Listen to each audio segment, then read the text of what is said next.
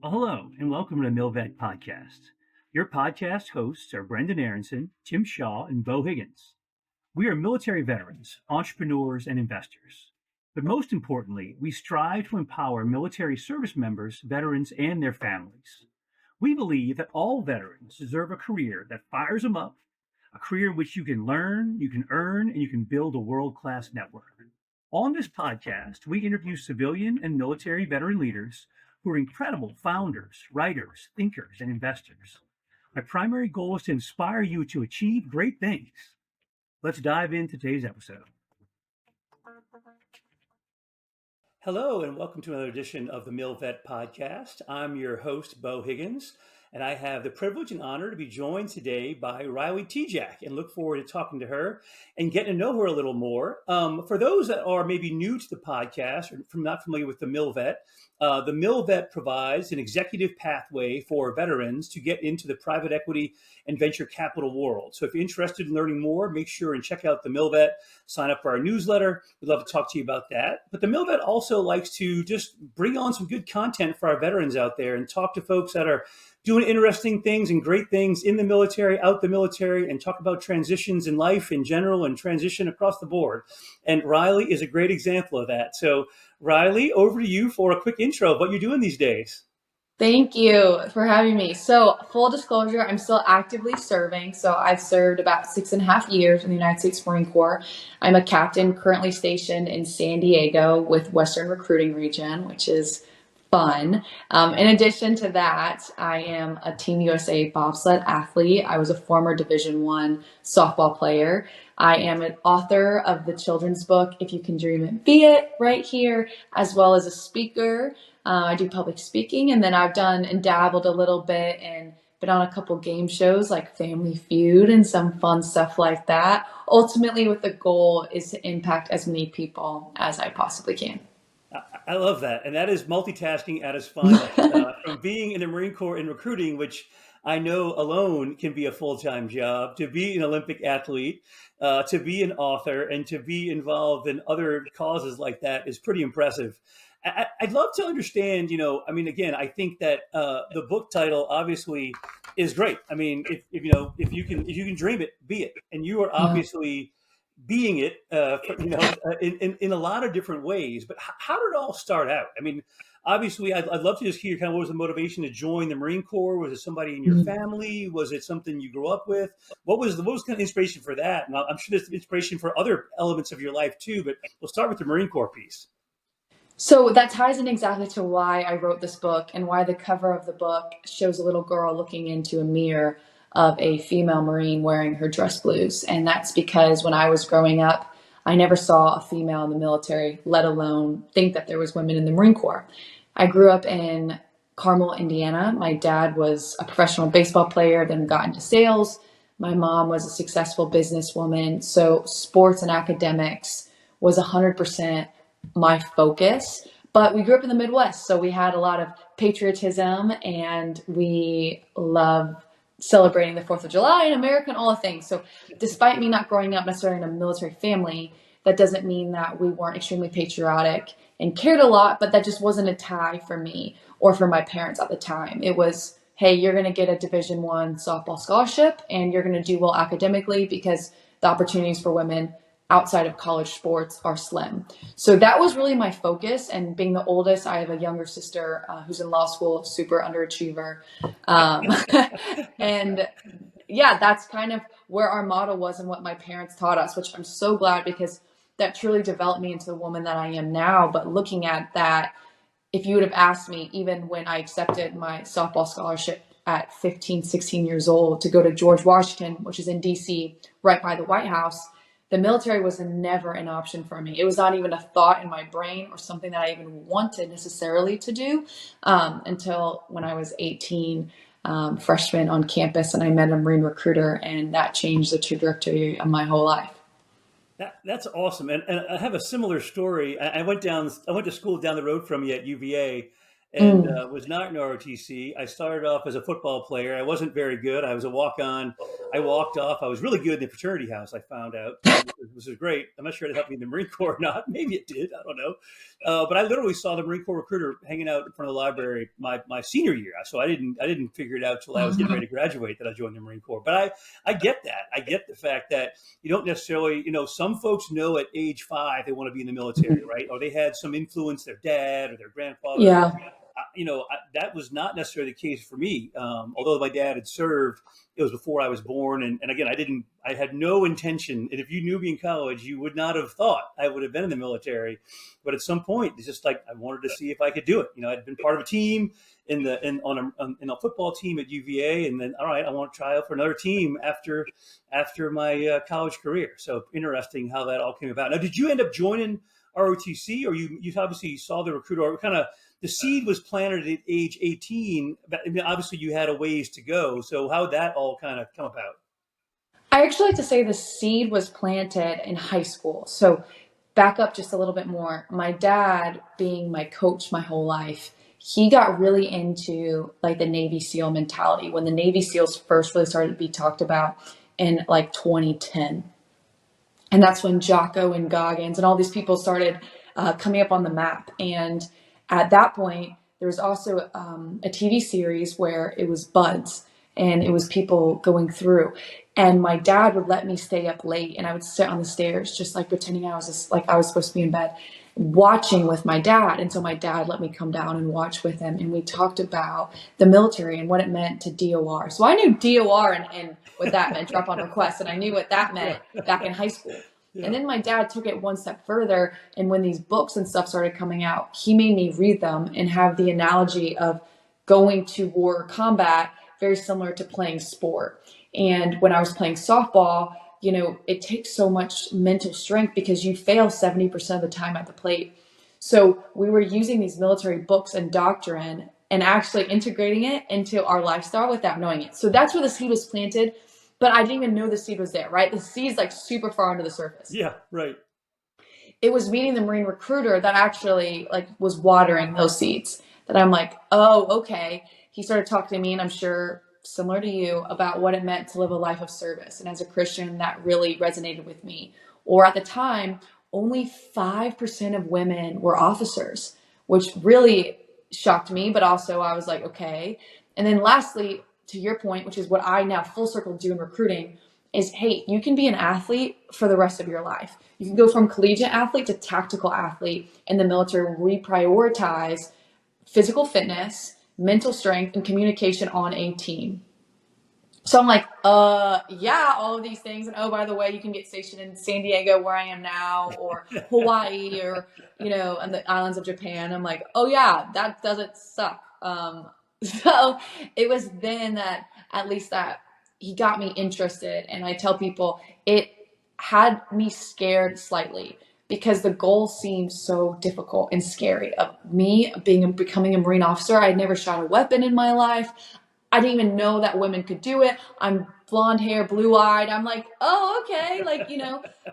And it was a good thing because my goal scared me in a sense of like, I'm not good enough right now. I have to put in a lot of work and train for this to see what can come up and out of it. So it was really that Marine recruiter at that moment that triggered that thought into me. However, because I was already on my softball scholarship and playing, there was no way that I could have gone and done ROTC while doing that or anything like that. So I did the platoon leaders course, PLC, and I did the 2 6-week increments. So after my freshman year, I had to take a year off because I was too young.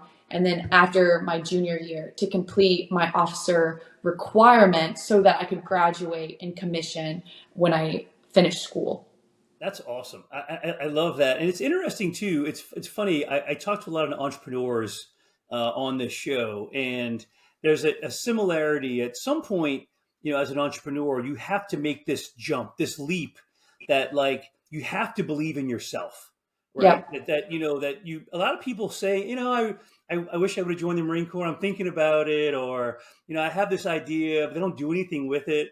But the folks that actually do it and commit to it, there's something about that. And again, for your ability to kind of see that as a goal that is scary, and knowing that there could be failure there, knowing that there's no guarantee of success, Yeah. with no real, I mean, again, with no, I say still no support network, but again, it's very much a jump into the unknown, and I think that, especially certainly for a woman into the Marine Corps, where there are so few women, relatively speaking, it can be a scary thing. I certainly get that. Oh Again, yeah. to have that ability to say, you know what, I'm not going to let that slow me down. I'm going to make that jump and take that next step. Not just talk about it, but operationalize it is awesome. So that's pretty cool that you were able to do that and then complete the training and go on through and become a Marine, which is great. But then you still, I mean, obviously you're still in the Marine Corps. We'll talk more about that. But how did I want to bring up the kind of all the parallel tracks of life. And how did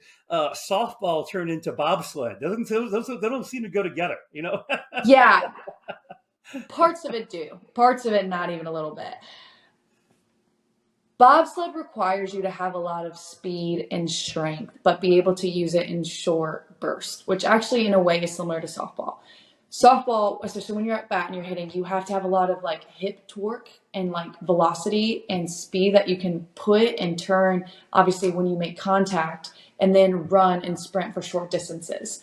So in that sense, it's similar. Everything else is not. Other than actually, when a pitch is coming at you from 41 feet away at 70 miles an hour, your ability to recognize something quickly and take action to it, that as well. So other than that, there's nothing else. So softball was something I did my whole life. Obviously, my dad was a professional baseball player. I played softball before I even knew what softball was. And it's something that I loved, but I knew that the ability to play afterwards, there just really wasn't that many opportunities. It was in and out of the Olympics, stuff like that.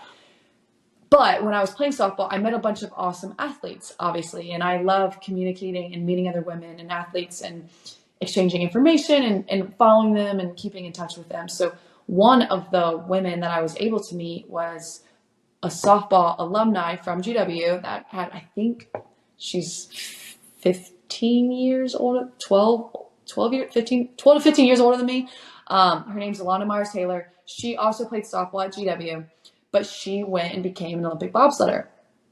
And she's one of the most decorated bobsledders, about to go to her 5th Olympic Games coming up here or something like that. She's absolutely incredible.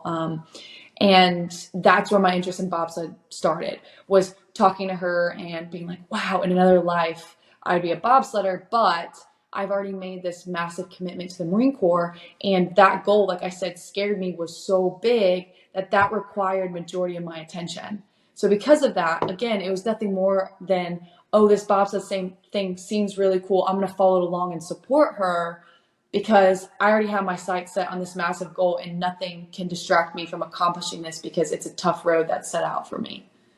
Yeah, I don't know how you can balance the two, and we can talk more about that, how you're able to do that. But so I guess going back to your Marine Corps experience, I'd love to hear. I mean, again, I think there's something about, it's interesting that NCAA athletes in general, I think, do well in the Marine Corps, just because you're used to getting up early, you're used to the regimen, you're used to having, I don't know, I mean, like being able to, you maybe don't have the greatest facilities sometimes, and you just got to figure it out sometimes, especially for sports that, I mean, football, you probably got a lot more there than women's softball, I'm sure, didn't have the most glamorous of facilities, I would guess, right? But you do have that early on in life, that grit, that resilience, that not, I mean, I think it's that the ability to fail, but fail fast, learn from your failure, and and kind of get up back from that, and how do you kind of reiterate yourself from there, right? So I would think there's some lessons that would translate, I assume, from being an athlete into the Marine Corps. Is that fair to say? Oh, 1,000%. Yeah. There is such a good correlation between college athletics and the Marines, which is why literally my goal in recruiting right now is I want to talk to athletes and their athletic directors and departments, because I have seen there be an extreme success rate amongst collegiate athletes, no matter what level of college you compete at, because you're used to training and a balance to some capacity. You know how to work and function as a team. You know what it looks like to fail and get back up and respond. And then normally you have the confidence to lead your peers, which sometimes is the hardest thing that people have to figure out. And lastly, but this goes for anyone, but you have a base of physical fitness because the Marine Corps requires a very high level of physical fitness, especially amongst women, men too, but especially for women. I can't just find people off the street that can be able to hit these standards. So I think for me, what I look at and what I try to tell people is there's certain jobs that line up after college that make complete total sense, right? Like if you studied engineering your whole life, right, it makes sense to go into engineering. If you're a college athlete, like it makes sense to join the military, even if it's for 4 years, even if you're in the reservists. I think it makes more sense than people realize. And the problem is most people don't even realize, like me, that it's an option for them. Yeah. Or there's this misconception of, oh, if I join the military, I'm going to war. I don't want to go to Iraq and Afghanistan, and I don't want to kick doors down, and I don't want to get hit by an IED. Fair. I hear you. And I say that because that's literally what people have told me. Right. And honestly, I can tell you the same thing. That wasn't my goal. I wasn't like, yes, let's go join the military so all this stuff can happen, right? But it's so much more than that. And that's what I'm trying really hard to do and get that message out to people, especially in the civilian sectors that I'm able to touch of like sport and speaking and author and all those kinds of things. It's like the military generally isn't what you think it is. And it's an incredible place, and it's a great transition for collegiate athletes of any level to come and be extremely successful.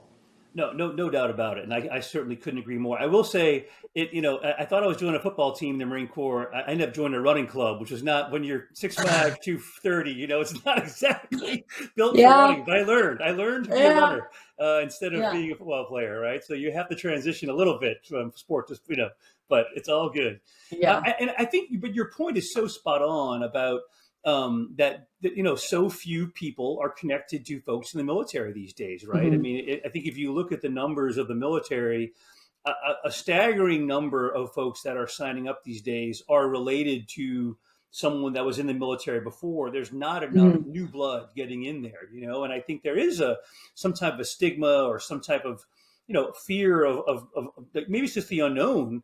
But it's great, I think, to have someone like yourself that can tell the story of, look, I did it. You can do it too. Yeah. I think it resonates with people to get out there and show them that the opportunities, and again, the opportunities on the back end too, to your point, whether you join the reserves, whether you just stay in for 4 years and do your contract and get out, it is going to set you up for so much success on the back end, that you don't appreciate, So again, I think for anyone, especially if you don't know what you want to do in life, it is an amazing opportunity because it will open so many doors for you.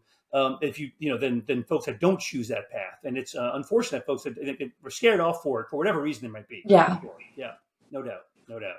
Well, but give me some highlights of your Marine Corps career to date. I know you're a Lago, right? So Ford. Talk a little bit about highlights and kind of what you're doing these days on the Marine Corps side of the house. Yeah, one of my biggest highlights that is still pretty recent, I haven't been even a year out, was getting to deploy to Iraq. So I so badly actually was one who was like, I want to deploy. And you actually find that with a lot of Marines. We don't want to be practice players. What I mean by that is do all this training, get ready, and not be able to go out and action what we think maybe Marines are supposed to do. And I volunteered to go and serve in a billet that was higher than me as an operations officer in Baghdad, Iraq. And from last May to November, I went to Baghdad and had never obviously been to the Middle East before. Again, blonde hair, Marine, being a part of a joint command where 26 other nations are operating, where the Iraqis are there every single day. You're interacting with them, and being one of the first females to have this billet and be successful when interacting with the Iraqis of a different culture and conforming and all these things. So that was one of my biggest highlights because, again, it was hard and it was challenging and it pushed me. And anyone who's been on a deployment, I don't care where you went, it's hard. And you are sacrificing your time, being away from your friends and your family and things that you take for granted, like running water that you can drink, like little things that you're just like, wow, this is nice. I don't realize how much I don't get this. And to me, that opened my eyes. And I feel like I kind of got that experience that I always wanted out of the military. And I got to do it in a way that was real world impacting, that I got to meet friends and, again, train with people from 26 other nations. Like, incredible. Highlight number one. Number two was being named Female Marine Athlete of the Year. That was a massive highlight in my military career because it also showcased what women are able to do in sport while serving active duty. And since there has been incredible women who have won that award as well, and it's every year, and it's super great to see more and more athletes, or that becoming more and more acceptable, or women not having to stop their sport once they get in service, and men too, but obviously just because our numbers are so much smaller. And then number three, the highlight of my Marine Corps career has been the messages that I get from my Marines who are either still in or have gotten out and have done incredible things with their life, whether they started a family or they went and got their college degree or they ran their half marathon, or any positive thing that they have done, and sharing that excitement and joy with them. What most people don't tell you about the Marines is, yes, I'm leading them, but my Marines have led me and taught me more than I probably ever taught them. And seeing them be successful and going on and continuing to do great things in life truly warms my heart so much, because I just want everyone to succeed and I want to leave a positive impact. So when they're able to come back and share fun things, it means that you played a role in their life, and I am forever grateful for that. No, I love all of that so much, and it's funny. I've used that analogy a lot about deploying, and I did 8 deployments in my Marine Corps career. But you join the Marine Corps. I said you join to be a starter, to be in the game. You don't want to be on the bench. I don't want to be back on the bench in Lejeune or Pendleton. I want to be forward. I want to be out there in the game. I don't want to be the backup, the backup quarterback. I want to be the clipboard holder. I want to be out there doing it. And I think you have that mentality, and I know almost every Marine I think I've ever talked to feels the same way. So that's part of your DNA, is to go forward, do something. I used to always say the same thing. I want to fight in a away game. I don't want this to be a home game. We don't want to fight here. We want to fight there, right? So if we're fighting here, that's a problem. Let's fight in the away game and keep it that way. So I like to talk that analogy too. That's great. And I love the fact that you talk about just the connection with the Marines and the impact you make, and having a 25-year Marine Corps career, and now having been in the recruiting space for the last 10 years, you end up talking to so many Marines over your career, you forget some of that. I mean, I certainly you're a little younger, but for me, I get notes still of like, sir, remember the time? Like, sometimes you remember, sometimes you don't, but like, you made an impact. You made an impact in some way, shape, or form that, and it's just taking time. I think that's what it comes down to. You take the time to invest in your Marines and put them first. I always said, look at me as I'm the offensive lineman, right? I'm the blocker out there. I want to do what I can do to make your job easier. I'm not the score. You're going to score a touchdown. Let me go out there and do the blocking and clear the path for you. Then you score a touchdown. That's my job, is to remove as the officer, is to remove the obstacles, make the plan, remove the obstacles so you can be successful. And I think if you think that way and put the Marines first, put, any of the soldiers, sailors, airmen first, you never can go wrong. And again, I get notes on that still about, just thanking me. Some I remember, some I don't, but it's all, you're making an impact. Sometimes you don't even know you're making an impact, and you are. It's pretty cool. Yeah. Well, and talking about being the Marine Corps Athlete of the Year, can you talk a little bit about how were you able to juggle that? I know there's I don't even know about it very well. There are programs in the Marine Corps to be Olympic athletes. I know that I feel like in my head, I think the boxing team or the wrestling team in the Marine Corps, you kind of know a little bit about that, but other Olympic sports, what is that like, just for folks? I don't even know exactly. It's a special thing, isn't it, to get accepted and do that? And what's that all about? So the other services, the Army and the Air Force, have what's called WCAP, because we love acronyms, World Class Athlete Program. And that program allows airmen and soldiers to go into this program after hitting a certain level of athletic achievement. And that is basically their billet, is athlete. And they get to train, they get to do these things. Now the Marine Corps, again, exactly, you were thinking right. Wrestling team, especially, in boxing team, running team, we have an all Marine sports team. Now, since we've disbanded the wrestling team, so that no longer exists, a lot of them did go to the Army, to the Air Force, and to the WCAP program. But we do have all Marine teams. So we have all Marine, I think, basketball, running, maybe soccer, a couple other ones that I'm not super, like more of your mainstream sports. And that is looking like it's about a month in totality. It's really not much at all. You get together, you try out, you do like 3 weeks of competing. And then if you're good enough, you go to like you're an all-star for like all services and stuff like that. And that works very similar to how I did it, but what I did hadn't really been done before. And to be honest, I didn't go into the Marine Corps planning this. Like bobsled didn't come till after I was in. And I tell people, like, my priority was always the Marine Corps. And it continuously is. Like, the Marines come first. However, if I'm able to balance both, why wouldn't I?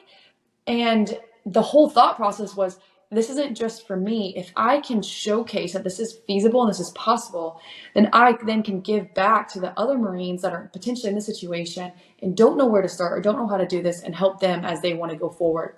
So it started with me trying out. They allowed me, my command, to do a 2-week tryout. It was in the heart of COVID. So when people were doing the port starboard, restriction of movement was a thing anyways, right? We had to adapt to what was going on in the world. The Marines, we never really took time off work, but if you had close contact or something like that, right, we followed the rules and regulations around you. So it worked out perfect that we were already kind of this work from home with close contact COVID, right, policy anyway. So it was a 2-week tryout. I ended up making it. Later that year, I competed internationally. I won 2 bronze medals. We're like, oh my gosh, what are we going to do? And it just kind of continued to adapt and overcome with my leadership. You know, the good news about bobsled is from March to September, you're in off season where you can train from anywhere. So I would train either early in the morning during my, hour and a half chow, if I could take an hour and a half to PT at chow, or late at night after work at 6 p.m. or later. And that just was what it was, that I prioritized my work or what the military was being asked of me. And I prioritized my day in a way of, hey, where can I fit this workout in? And sometimes there's days where I'm like, all I do is like, I had duty. And today, you know what? It's not happening. Yeah. Because the Marine Corps always came first. And there was times where then the Marine Corps and my leadership, I was able to say, hey, I have this event coming up. I have this coming up. And similarly to the all Marine sports teams, was able to take those times off for competition to go out and compete. Now, it came, unlike those teams, it came completely out of my pocket. So the Marine Corps was like, hey, we'll let you go and do this with the stipulation of you pay for it and you still have to work remote, where you're being judged amongst all your peers all the same. So on your fit rep, there's no difference between you as a lieutenant and you and this other lieutenant that was here doing it. Like, you are being judged the same. You don't get any specialized treatment. And I was like, that's fine. Give me just an opportunity and let me show you that this can happen and I can be good at it. And then I was able to work my previous job with the monitor slightly, which is ironic, to make sure I wasn't in a billet that was deployable. But then when I saw this deployment, I was like, anyway, yeah, right. I knew I had to take it. I prayed on it and no one else took it. No one else wanted it. It was a major's billet and nobody wanted it. Everyone else who was up for it had families and new children, and they were like, Rylee, with your competition schedule, like, that's a good out. And I couldn't sleep at night. I was like, you know what? It's my turn. Like, I have to prioritize the Marine Corps.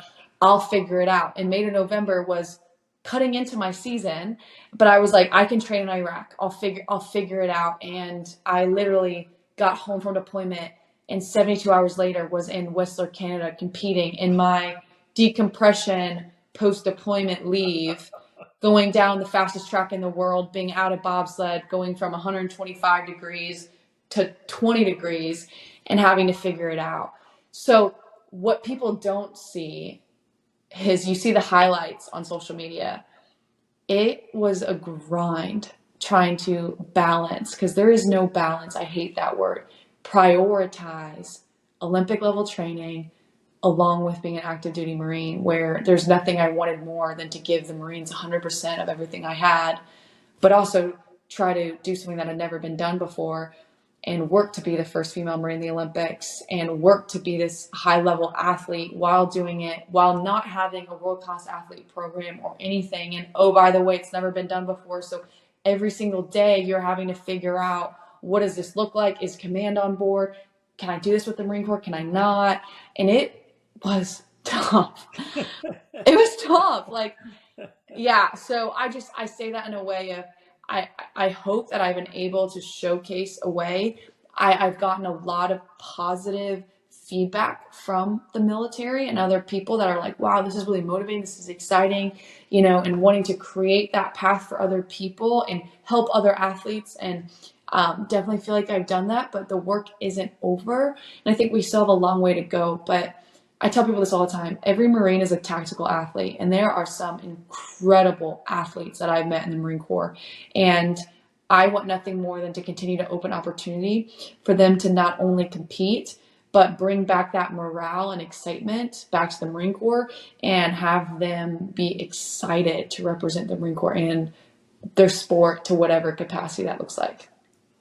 That's amazing, and I can't help but again make the analogy to some of the folks I talk to in the startup world that they have these ideas, and they're the first one. They're founders, right? This is a brand new thing, a brand new concept, and like there's no roadmap, there's no guidebook. You are just totally figuring it out. Every day is a scrap, and Yeah. then you run into roadblocks and like, okay, how do I get it? You can't. I'm not gonna let it stop me. I'm gonna figure this out. Every no, you find a way to yes in some way, shape, or form. And it's a mentality, I think, in the founder private equity space, as it is for you. You're setting truly.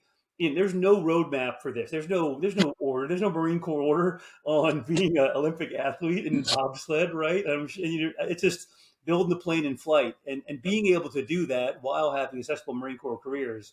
It's amazing. And again, truly, if you can dream it, be it, because you're being it. I mean, it's pretty awesome. Very cool. And not to mention writing a children's book as well. I mean, I'd love to talk about that. And Yeah. I told you before we started the podcast, I bought the book and I gave it to my two nieces, and they loved it. My wife loved it. My mother-in-law loved it. It's a fantastic story. I'd love for you to talk a little bit about the book and when do you have time to write it and all the other things you're doing. Yeah, you put a little plug. Yeah. Read up the screen. There you go. Yeah. Yeah, so here's my book. If you're watching, you can see video. It's called If You Can Dream It, Be It. And this actually is my one achievement that I think I'm the most excited and proud of. I won a gold medal at the North American Cup here in January. It was my first gold, but this actually has given me more joy than anything else that I've ever done. And this started this started with an idea, of course, when I was talking on a media site. I was getting interviewed by the news, and they said, at the time, I believe I was 26. And they were like, okay, you've done so much, so far in your young age. What do you want to do next?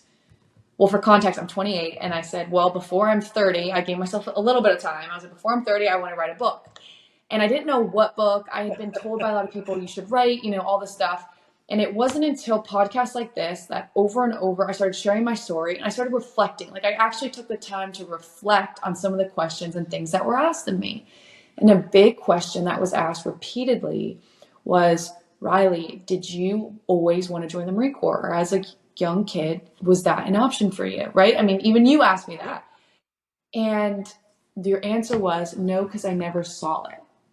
So the very baseline of this book is making sure that there's no other young Ryleys anymore that never realized at the age of 4 to 8, when you're making your core memories, that being in the military is not an option for you. Now you know, now you've seen it and it's real.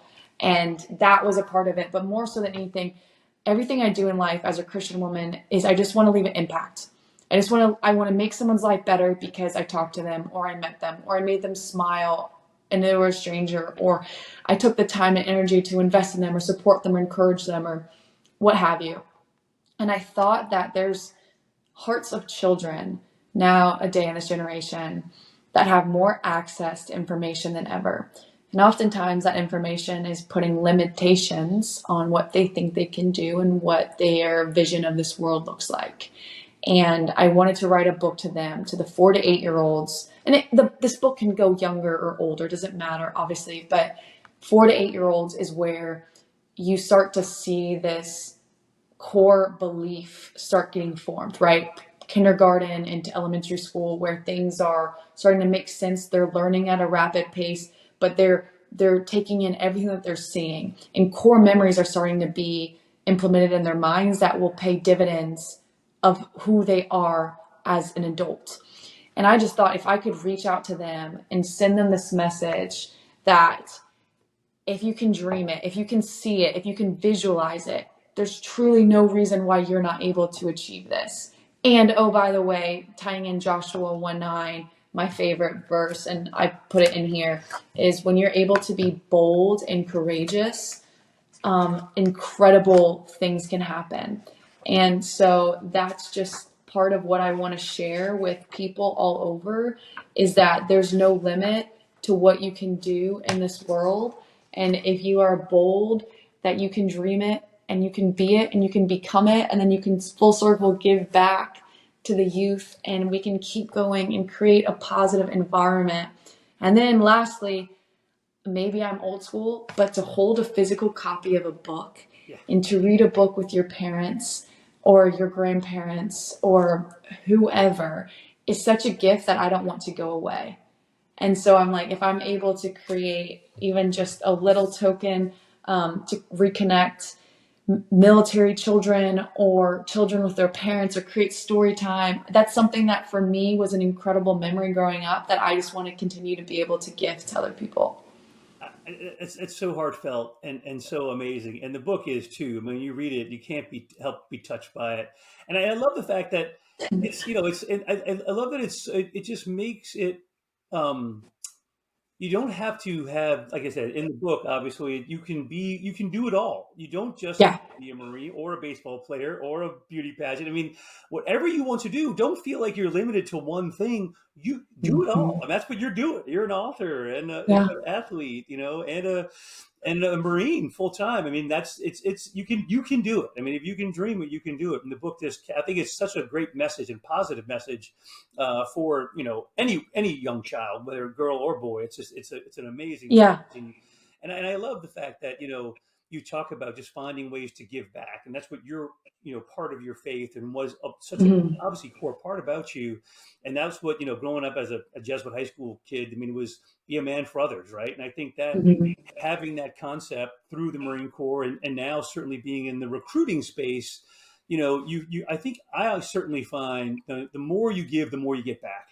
100%. I mean, you take the calls, and transitioning veterans in particular, who I talk to all the time, and leaving the military in many ways is like being a professional athlete in end of your athlete time, right? Yeah. You're a professional athlete, and you're 28, 30 years old, and your career is over, and you've been doing this since you were 12, and all of a sudden you're 30, and like, now what do I do? That was my whole identity. In the military, you can have that same problem, right? I joined at 18. I'm 38, and I'm like, what do I do? And then how do you take that next step?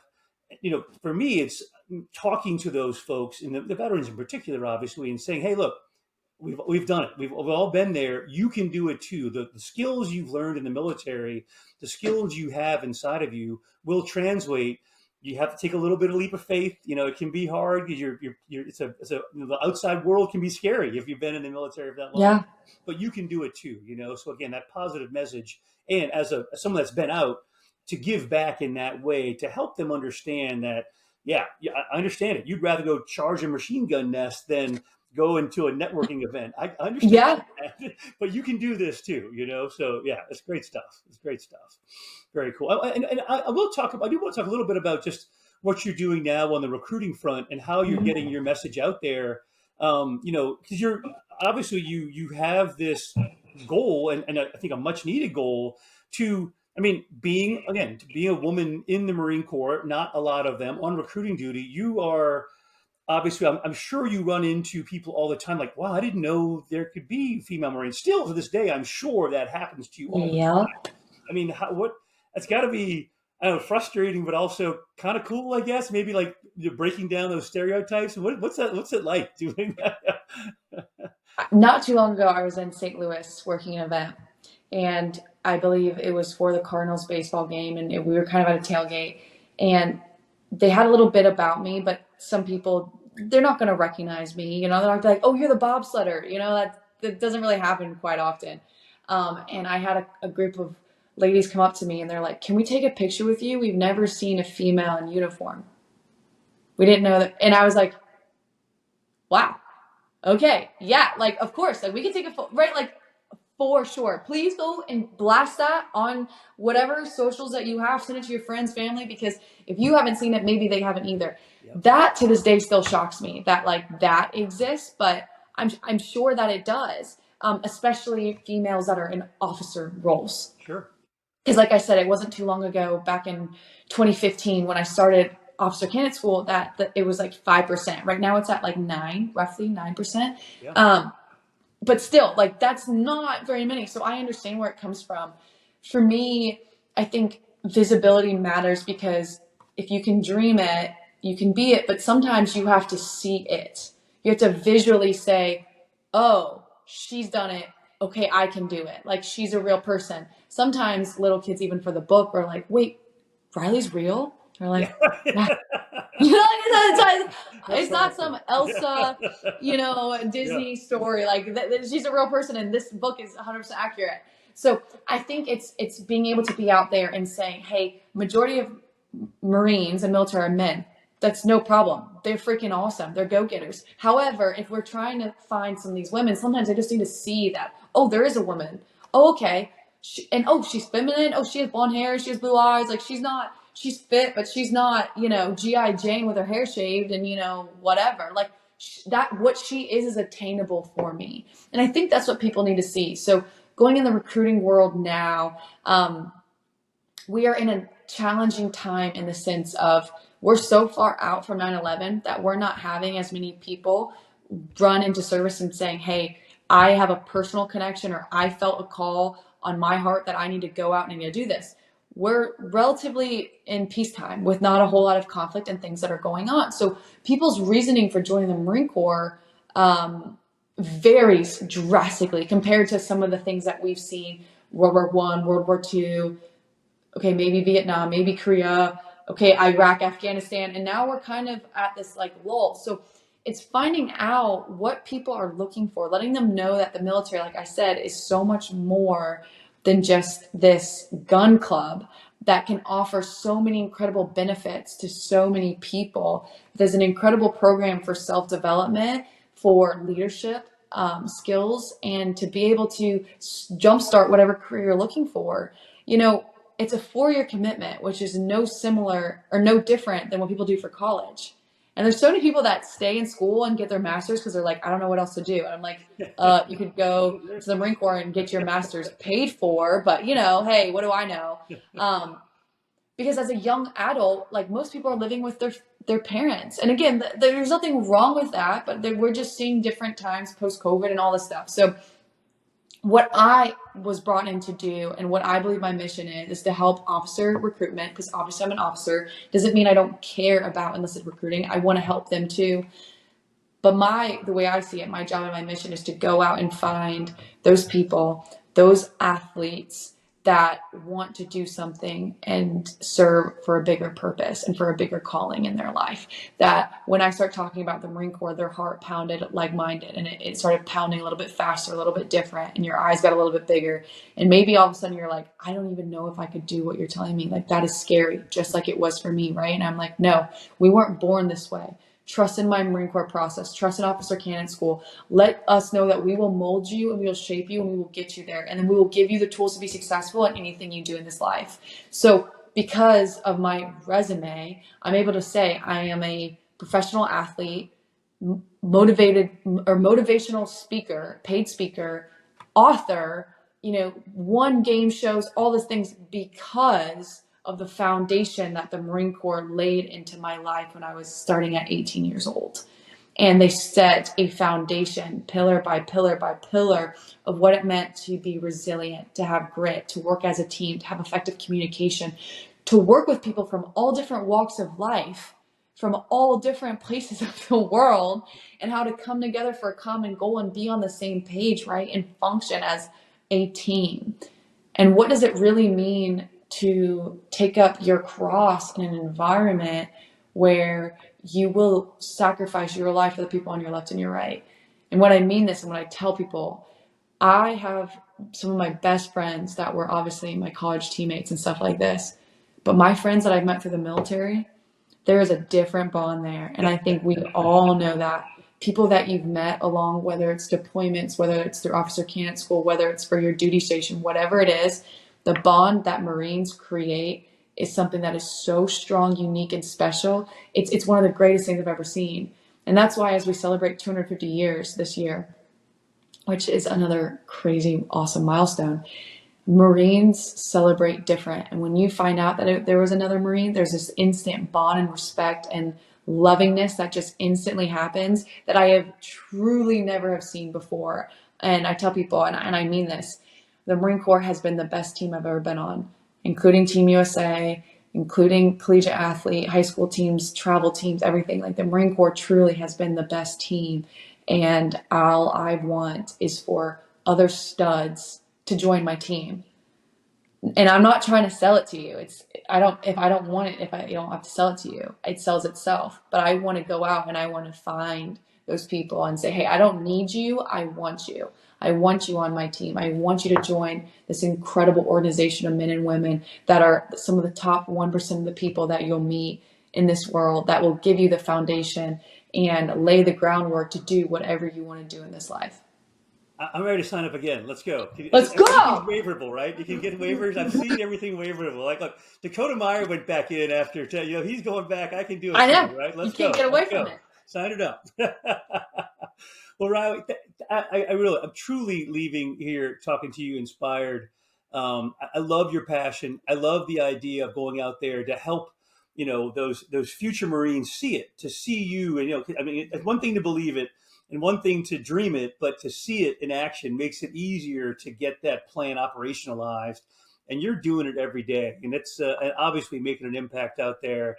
I mean, to have so much going on, to be a professional athlete, to be a Marine, to be an author, just the importance of your faith and all that coalescing together and trying to give back it's amazing. I love what you're doing, appreciate it, and certainly wish you the best of luck. Any final thoughts as we get ready to wrap this thing up? Yeah, thank you for asking that. I just want to leave this message to anyone who's transitioning, right? Because that's a lot of your listeners and this stuff. Be proud of the service that you served. Be proud of what you gave to your country. Be proud of those sacrifices, and don't let anyone tell you that you are less than or more than because you had a deployment, because you served 3 years, because you were medically retired or anything. I think our veteran community is extremely strong, but sometimes we put others down, or I see people even in themselves not feel like they did a lot. And I just want to say thank you. And the things that you did do, no matter how big or small, was extremely big and was not small. And there was a lot of day-to-day decisions that you had to make that people don't see, that you may not even believe, that were choices of discipline in the past that was least traveled. As you continue to transition, know that you're not alone. I know you're probably going to miss the Marine Corps team because it is one of the best teams, but that team doesn't just go away. You are seen, you are valued, you are heard. You have amazing people like Beau, but add myself to that category that want to help you propel. So if there's ever anything that I can possibly do, whether that's just encourage you or follow you on LinkedIn or whatever, please reach out and let me know. We're so thankful for you. And like I said, please be proud of what you have done. I'm excited for your next steps of life. Anything I could ever do, please don't hesitate to reach out. Well, Rylee, that's awesome. And I can't wait to see what's next for you as well.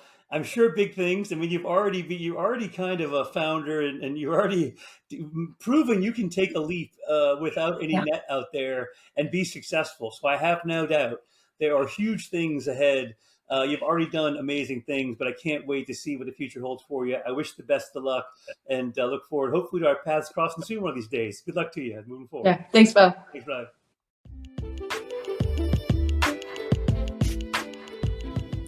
Thank you so much for taking the time to listen to this episode. For more content, follow us on Instagram @TheMilitaryVet or on LinkedIn. Join us at an upcoming event or learn more on our website, TheMilVet.org.